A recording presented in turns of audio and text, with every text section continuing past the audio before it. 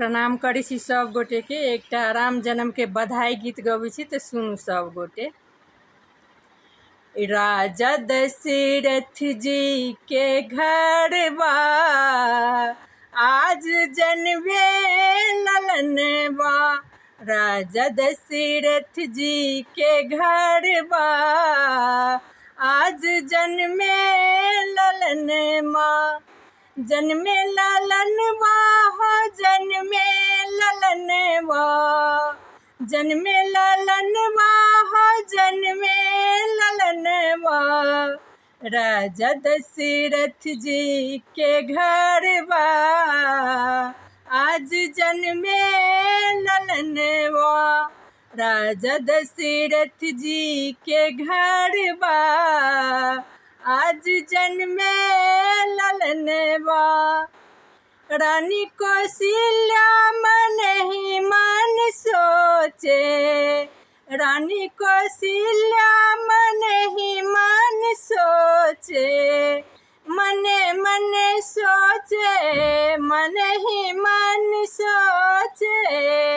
जुग जुग जीवे मोर ललनवा, आज जन्मे अंगनमा।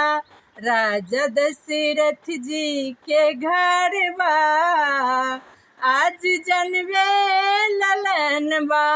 राजा दशरथ जी के घर बा, आज जन्मे ललनवा।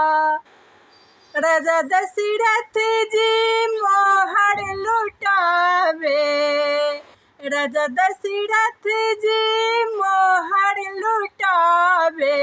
मोहर लुटावे हो मोहर लुटावे, आयल शुभ दिन सगुनवा। आज जन्मे ललनवा। राजा दशरथ जी के घर बा, आज जन्मे ललनवा।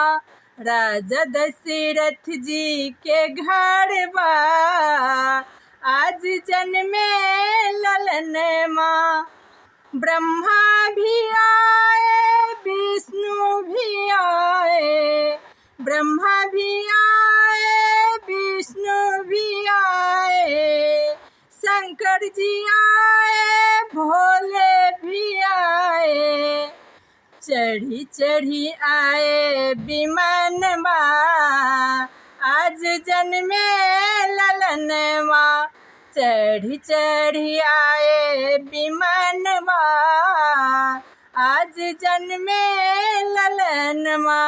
राजा दशरथ जी के घर बा, आज जन्मे ललनवा। राजा दशरथ जी के घर बा, आज जन्मे ललनवा।